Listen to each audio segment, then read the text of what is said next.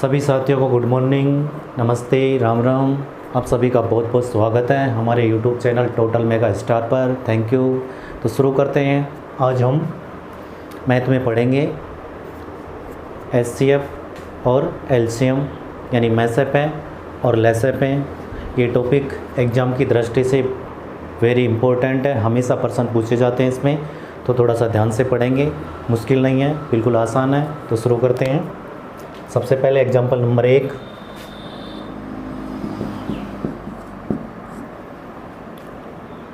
बीस और 50 का एचसीएफ व एलसीएम बताओ या ज्ञात करो।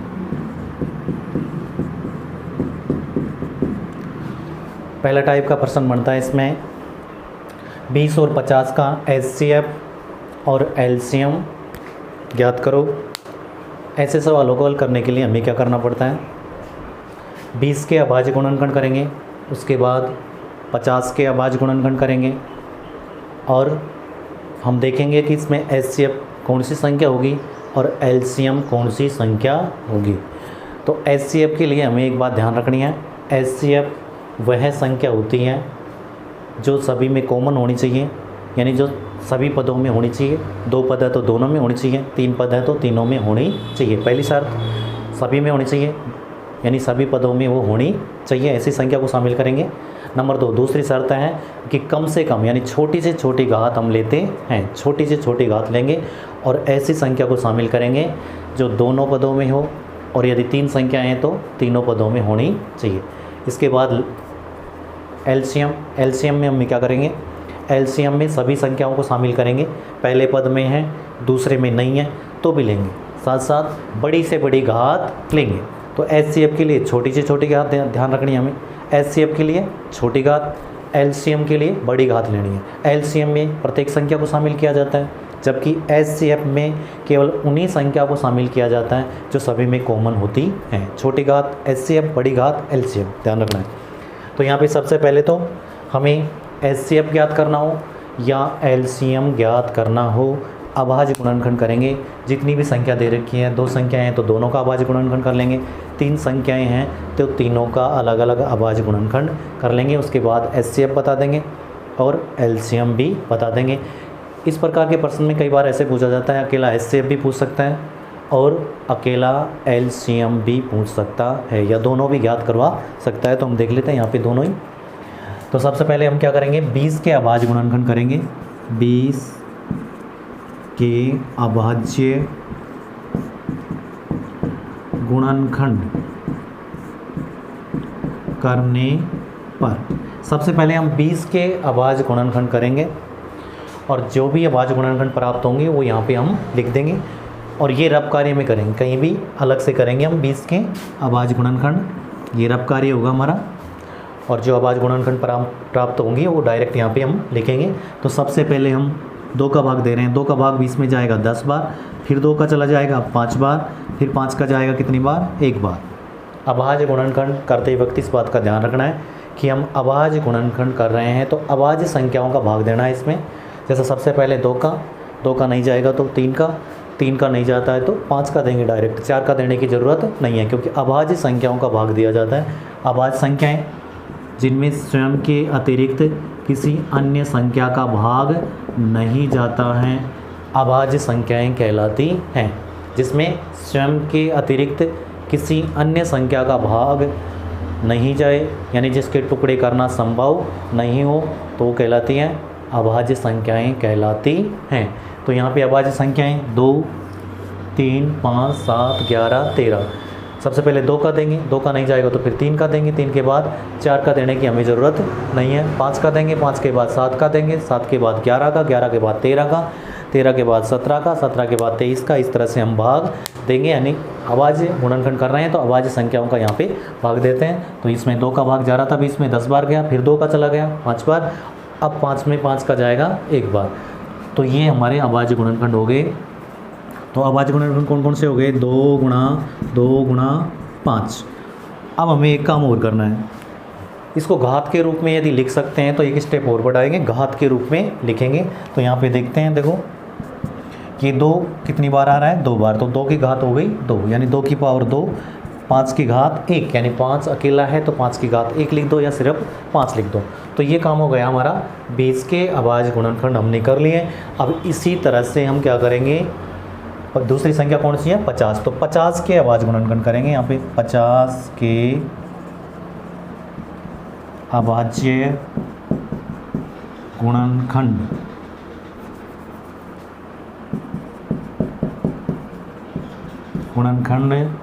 करने पर, किसके, 50 के अभाज्य गुणनखंड कर रहे हैं, तो उसी तरह से जिस तरह से हमने 20 के अभाज्य गुणनखंड किए थे उसी प्रकार 50 के अभाज्य गुणनखंड करेंगे। ये भी हम रफ कार्य में करेंगे। सबसे पहले किसका जाएगा, इसमें 2 का जा रहा है। सबसे छोटी अभाज्य संख्या 2 है, 2 के बाद 3, 3 के बाद 5, 5 के बाद 7 और 7 के बाद 11, इस तरह से हम भाग देंगे। तो सबसे पहले 2 का यदि जा रहा है तो देंगे, तो 2 का भाग जा रहा है कितनी बार, 25 बार जाएगा। अब इसमें 3 का जाएगा नहीं, किसका देंगे, 5 का, कितनी बार जाएगा, 5 बार, और 5 का जाएगा इसमें 1 बार। तो यहाँ पे ये 50 के अभाज्य गुणनखंड हो गए 2 गुणा 5 गुणा 5, इसको भी घात के रूप में लिख देंगे, तो इसको लिख सकते हैं 2 की घात 1 गुणा 5 की घात कितनी, 2। हमने अभाज्य गुणनखंड कर लिए, और अब इसके बता देंगे हम HCF और LCM। HCF और LCM हम बता देंगे यहाँ पे। तो सबसे पहले HCF और HCF के लिए हमने देखा कि HCF वह संख्या होती है जो दोनों पदों में होनी चाहिए, दोनों व्यंजकों में होनी चाहिए। साथ साथ हम छोटी से छोटी घात लेते हैं, यानी ऐसी संख्या को शामिल करेंगे जो दोनों में होगी, और छोटी से छोटी घात लेंगे, यानी छोटी से छोटी पावर हम लेते हैं। ये HCF की शर्त है। तो HCF बनेगा हमारा, HCF वह संख्या होती है जो सभी में हो, और साथ साथ कम से कम यानी छोटी से छोटी घात हमें लेना है। तो यहाँ पे देखते हैं, देखो 2 यहाँ पे है, 2 यहाँ भी है। अब हमें क्या करना है, लेना है 2 को, क्योंकि 2 दोनों में है, दोनों संख्याओं में 2 है, दोनों संख्याओं के गुणनखंड में 2 शामिल है, इसलिए हम HCF में 2 को शामिल करेंगे, लेकिन कम से कम घात लेंगे। तो यहाँ पे 2 कितनी बार है, 2 बार, यहाँ कितनी बार है, 1 बार, तो हम 2 को लेंगे, लेकिन कितनी बार, 1 बार, कम से कम बार लेते हैं तो कम से कम 1 बार है, ठीक है। उसके बाद और संख्या देखेंगे, जैसे यहाँ पे 5 है, 5 इसमें भी है, तो 5 को भी लेंगे हम, 5 भी लेंगे। अब ये देखेंगे कि 5 को कितनी बार ले सकते हैं हम, कम से कम बार लेंगे। तो यहाँ पे 5 1 बार, यहाँ पे 5 2 बार, तो हम कितनी बार ले सकते हैं, 1 बार, क्योंकि HCF में कम से कम बार लेते हैं। इन दोनों को गुणा करेंगे तो हमारा HCF हो जाएगा कितना, 10। ये HCF हो गया। HCF के लिए क्या करते हैं, ऐसी संख्या जो दोनों में होनी चाहिए, 3 संख्याएँ हैं तो तीनों के गुणनखंड में होनी चाहिए, और साथ साथ कम से कम घात, यानी छोटी से छोटी घात हमें लेनी है, कम से कम बार लेना है, कहने का मतलब है ना। अब देखते हैं हम LCM में एक शर्त ध्यान रखनी है तुम्हें। LCM में क्या करना है, हमें सभी संख्याओं को शामिल करना है, यानी कोई संख्या छूटनी नहीं है। पहले पद में है, दूसरे में नहीं है, पहली संख्या के गुणनखंड में है, दूसरे में नहीं है, या तीसरे में नहीं है, तो लेंगे। सभी संख्याओं को शामिल करना जरूरी है, और बड़ी से बड़ी घात लेते हैं। सभी संख्या शामिल होगी इसमें, और बड़ी से बड़ी घात, यानी ज़्यादा से ज़्यादा बार लेंगे और सभी संख्याओं को शामिल करेंगे। तो सबसे पहले 2 की बात करें, 2 यहाँ पे 2 बार है, यहाँ पे 1 बार है, तो ज़्यादा बार लेंगे। 2 को कितनी बार, 2 बार, तो 2 गुणा 2। अब 5 की बात करते हैं, 5 यहाँ पे 1 बार है, 5 यहाँ पे कितनी बार है, 2 बार, तो LCM में ज़्यादा बार लेते हैं, तो कितनी बार लेंगे, 5 को हम 2 बार, तो 5 गुणा 5। अब इसको हल करेंगे, गुणा करेंगे, 5 को 5 से गुणा करेंगे 25, 25 को 2 से गुणा करेंगे 50, और 50 को जब 2 से गुणा करेंगे तो ये हो जाएगा कितना, 100। तो इसका मतलब HCF हमारा बना 10 और LCM हमारा हो गया कितना, 100। तो इस तरह से हम HCF और LCM ज्ञात कर लेंगे। अकेला HCF भी पूछा जा सकता है, अकेला LCM भी पूछा जा सकता है। सबसे पहले हम 2 संख्याएँ तो दोनों के गुणनखंड कर लेंगे, उसके बाद HCF और LCM जो भी पूछा जाता है बता देंगे। तो ये समझ में आ गया होगा। अगला एग्जाम्पल हम देखते हैं, एग्जाम्पल नंबर 2।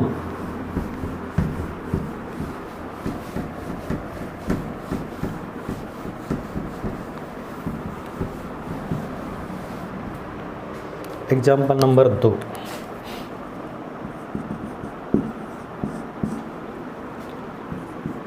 40 और 150 के HCF व LCM बताओ। उसी प्रकार का प्रश्न है, उसी तरह से हल होगा। सबसे पहले अभाज्य गुणनखंड करेंगे दोनों संख्याओं के, उसके बाद देखेंगे HCF कितना है और LCM कितना है। तो सबसे पहले हमें क्या करना है, 40 के अभाज्य गुणनखंड करेंगे। 40 के अभाज्य गुणनखंड करने पर 40 के अभाज्य गुणनखंड, ये अभाज्य गुणनखंड हमें रब कार्य में करना है, डायरेक्ट यहाँ पे लिखना है। ठीक है, ये रब कार्य का काम है, तो यहाँ पे अलग से करेंगे। 40 के अभाज्य गुणनखंड, अभाज्य संख्याएं 2, 3, 5 इस तरह से। तो सबसे पहले हम 2 का देंगे, यदि जा रहा है तो 2 का जाता है इसमें कितनी बार, 20 बार। फिर 2 का चला जाएगा कितनी बार, 10 बार। और फिर 2 का जाएगा कितनी बार, 5 बार। और 5 का जाएगा इसमें 1 बार। तो ये हमारे अभाज्य गुणनखंड हो गए। तो अभाज्य गुणनखंड कौन कौन से हो गए, 2 गुणा 2 गुणा 2 गुणा 5। ठीक है, यहाँ पे क्या करेंगे हम, 2 की कितनी घात हो गई, 3। 2 को घात के रूप में लिख देंगे, यानी 2 की घात 3। 5 कितनी बार है, 1 बार। ठीक है, घात के रूप में और लिख देते हैं। इसके बाद हमें क्या करना है, 50 के अभाज्य गुणनखंड करना है। 50 के नहीं, सॉरी, 150 के। 150 के अभाज्य गुणनखंड करने पर 150 के अभाज्य गुणनखंड करेंगे हम। तो इसी प्रकार से देखो, सबसे पहले इसमें 2 का देंगे, जाएगा कितनी बार, 75 बार। अब इसमें 3 का जाएगा कितनी बार, 25 बार। अब इसमें 5 का जाएगा 5 बार, और 5 का जाएगा 1 बार। तो ये 150 के अभाज्य गुणनखंड हो गए। 2 गुणा 3 गुणा 5 गुणा 5, और इसको भी घात के रूप में लिखेंगे। 2 1 बार है, 3 भी 1 बार है, और यहाँ पे 5 कितनी बार है, 2 बार। तो इसको इस तरह से गुणनखंड करेंगे और घात के रूप में लिख देंगे। और ये हमारा जो हमने अभाज्य गुणनखंड किया है, ये रब कार्य है, इसको कहीं भी अलग से करना है। और अब हमें बताना है HCF और LCM। तो सबसे पहले HCF में हम कौन सी संख्या शामिल करते हैं, जो दोनों संख्याओं के गुणनखंड में होनी चाहिए, और छोटी से छोटी घात लेते हैं, यानी कम से कम बार लेते हैं। तो यहाँ पे सबसे पहले 2 की बात करें, 2 यहाँ पे है और 2 इसमें भी है, तो इसका मतलब 2 को हम ले सकते हैं। अब कम से कम बार लेना है यहाँ पे, तो यहाँ पे 3 बार है, यहाँ पे कितनी बार है, 1 बार। तो इसका मतलब हम 2 को लेंगे कितनी बार, 1 बार। 2 को ले लिया। उसके बाद देखो इसमें 3 है, यहाँ पे 3 है, 3 इसमें नहीं है, तो 3 को नहीं ले सकते, क्योंकि 3 दोनों पदों में होनी चाहिए थी, जब ही शामिल होती। तो यहाँ पे 3 को छोड़ देंगे हम। 3 HCF में शामिल नहीं होगा, क्योंकि ये दोनों संख्याओं के गुणनखंड में नहीं है। अब इसके बाद देखते हैं हम 5 की बात करते हैं। 5 देखो यहाँ पे है, 5 यहाँ भी है, इसका मतलब 5 को हम शामिल करेंगे। अब ये देखेंगे 5 हमें कम से कम बार लेना है, तो 5 यहाँ पे कितनी बार, 1 बार। यहाँ पे 5 कितनी बार, 2 बार। तो हमें तो लेना है कितनी बार, कम बार। तो इसका मतलब 5 1 बार लेंगे। ठीक है, तो ये हो गया हमारा HCF। कितना हो गया, गुणा करने के बाद आ जाएगा हमारा 10। तो यहाँ पे HCF प्राप्त हुआ 10। और अब देखेंगे हम LCM में क्या करते हैं, सभी संख्याओं को शामिल करते हैं, कोई संख्या छोड़ी नहीं जाएगी। साथ साथ बड़ी से बड़ी घात लेंगे, यानी बड़ी से बड़ी पावर, यानी ज़्यादा से ज़्यादा बार लेंगे।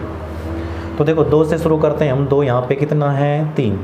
2 3 बार है, और 2 यहाँ पे 1 बार है। तो 2 को कितनी बार लेंगे भाई, 3 बार लेंगे। 2 गुणा 2 गुणा 2, ज़्यादा से ज़्यादा बार लेते हैं LCM में। इसके बाद 3 की बात करते हैं। 3 इसमें है, इसमें नहीं है, लेकिन फिर भी हम लेंगे, क्योंकि LCM में सभी संख्याओं को शामिल करना ज़रूरी होता है। सभी संख्याओं को शामिल करते हैं और ज़्यादा से ज़्यादा बार हम लेते हैं। तो यहाँ पे 3 को देखो, ज़्यादा से ज़्यादा बार लेना है 3, तो 3 यहाँ पे 1 बार है, यहाँ 1 बार भी नहीं है, तो ज़्यादा से ज़्यादा कितनी बार हुआ, 1 बार ही हुआ। तो 3 को लेंगे हम कितनी बार, 1 बार। इसके बाद देखते हैं 5। देखो यहाँ पे 5 1 बार है, यहाँ पे 5 2 बार है, तो हम 5 को 2 बार लेंगे, ज़्यादा बार लेते हैं। तो यहाँ पे हो जाएगा 5 गुणा 5।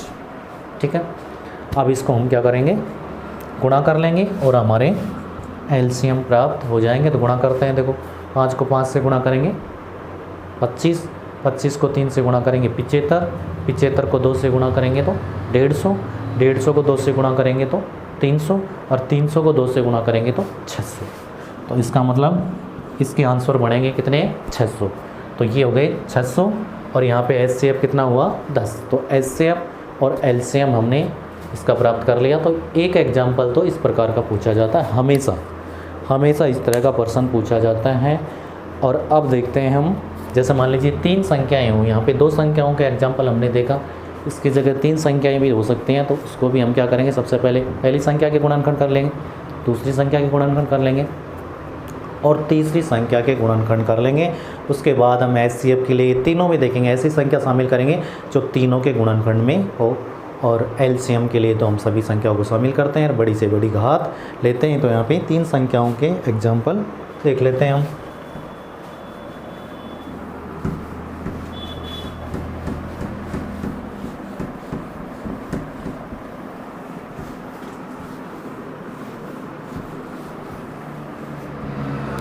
जैसे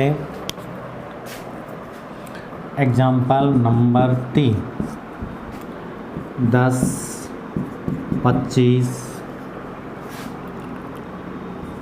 35 का HCF व LCM ज्ञात करो। इस तरह का हमारे पास एग्जाम्पल है। सबसे पहले हम प्रथम संख्या के अभाज्य गुणन करेंगे, दूसरी संख्या के अभाज्य गुणनखंड करेंगे और तीसरी संख्या के अभाज्य गुणनखंड कर लेंगे। उसके बाद हम देखेंगे HCF में कम से कम बार संख्या यानी छोटी से छोटी घात लेनी है और ऐसी संख्या को शामिल करेंगे जो तीनों के गुणनखंड में होनी चाहिए। तो यहाँ पे सबसे पहले अभाज्य गुणनखंड करेंगे। तो 10 के अभाज्य गुणनखंड, सबसे पहले 10 के अभाज्य गुणनखंड करने पर 10 के अभाज्य गुणनखंड करेंगे हम, बिल्कुल सरल है। सबसे पहले 2 का देंगे 5 बार जाएगा, 5 का देंगे 1 बार, यानी 2 गुणा 5। ठीक, 2 गुणा 5, 2 को 5 से गुणा करेंगे, ये संख्या वापस वही संख्या प्राप्त हो जाती है। यानी अभाज्य गुणनखंड को हम गुणा करें तो वही संख्या प्राप्त हो जाती है जिसके हमने गुणनखंड किए हैं। तो यहाँ पे ये 10 के अभाज्य गुणनखंड हो गए। उसके बाद हम 25 के अभाज्य गुणनखंड, 25 के अभाज्य गुणनखंड करने पर 25 के अभाज्य गुणनखंड होंगे 5 गुणा 5, 5 गुणा 5, यानी 25 में किसका भाग जाएगा, 5 का जाएगा। 2 का नहीं जा रहा, 3 का नहीं जा रहा, किसका देंगे, 5 का देंगे।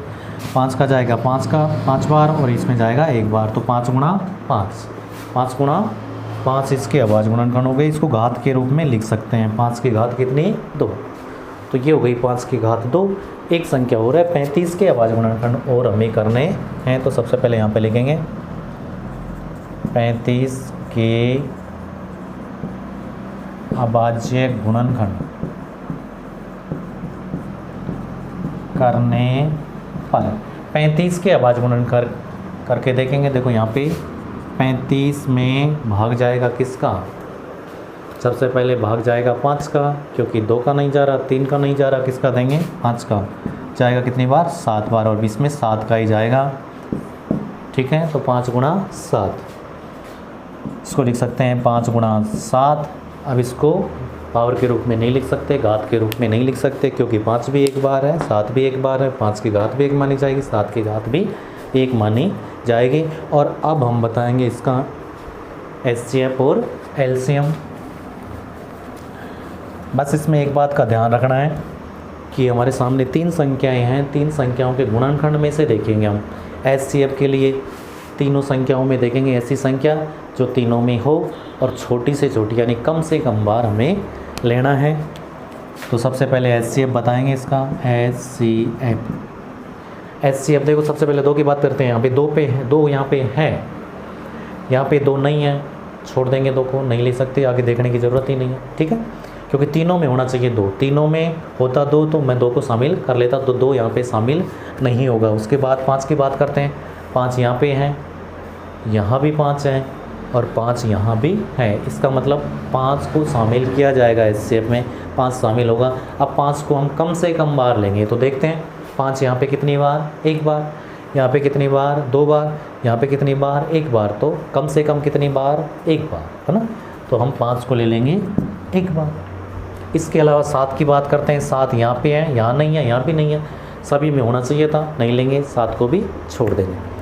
तो हमारा HCF तो बनेगा 5, HCF बन गया 5। और LCM देख लेते हैं, LCM बराबर, LCM में सभी संख्याओं को शामिल करते हैं, किसी संख्या को छोड़ा नहीं जाएगा, और साथ साथ बड़ी से बड़ी घात लेनी है, हमें ज़्यादा से ज़्यादा बार लेना है। तो 2 की बात करते हैं, यहाँ पे 2 1 बार है, यहाँ पे 2 नहीं है, यहाँ 2 नहीं है, तो 2 को लेंगे और ज़्यादा से ज़्यादा बार लेंगे, संख्या छोड़ी नहीं जाएगी, ठीक है। तो 2 ज़्यादा से ज़्यादा कितनी बार है, 1 बार ही है, तो 2 को लेंगे हम 1 बार। इसके बाद बात करते हैं हम 5 की। 5 यहाँ पे 1 बार है, यहाँ 2 बार है, यहाँ 1 बार है, तो ज़्यादा बार लेना है। 5 को कितनी बार लेंगे, 5 को लेंगे हम 2 बार, ठीक है। और उसके बाद बात करते हैं हम, और संख्या कौन सी बची हुई है, 7 और बच रहा है, 7 भी इसमें शामिल होगा, तो यहाँ पे लिख देंगे हम 7, ठीक है। और इनको गुणा कर लेंगे, और इनको गुणा करने से हमारे आंसर प्राप्त हो जाएंगे। तो गुणा करते हैं, देखो 10, 2 को 5 से गुणा कर दिया 10, 10 को 5 से गुणा करेंगे 50, और 50 को 7 से गुणा करेंगे तो 350, ठीक है। 10 को 5 से गुणा किया 50, और 50 को करेंगे 7 से गुणा यानी 0, और 5 को 7 से गुणा करने पर 35, तो ये 350। LCM हमारा हो गया 350, HCF हो गया हमारा 5। तो इस तरह से हम, अगर 3 संख्याओं का एग्जाम्पल पूछा गया है तो हम इस तरह से हल कर लेंगे। तो ये भी समझ में आ गया होगा। एक एग्जाम्पल और हम ले लेते हैं।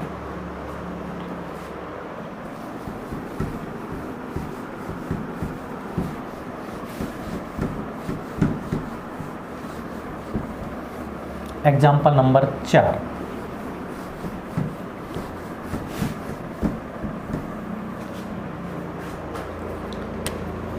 नंबर 4,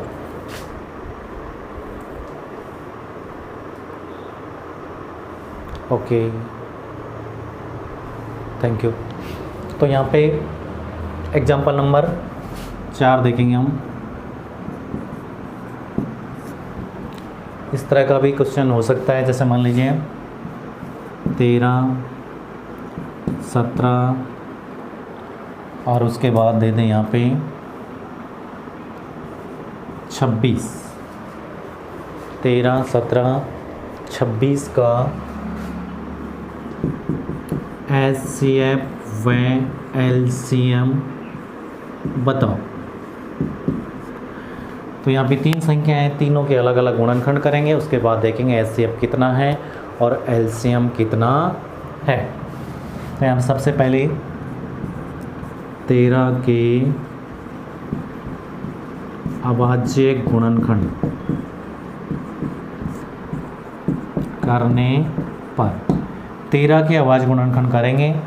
तो देखो 13 अभाज्य संख्या है, इसमें स्वयं के अलावा किसी भी संख्या का भाग नहीं जाएगा, यानी इसके टुकड़े करना संभव नहीं है, इसके गुणनखंड नहीं होंगे।